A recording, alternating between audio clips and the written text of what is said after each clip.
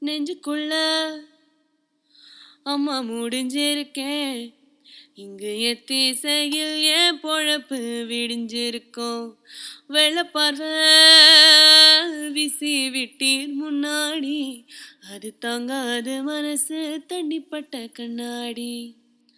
வண்ணமணியாரோ வளருதே கெடியாரோ, ஆன புலியெல்லாம் அடக்கும் அதிகாரம்.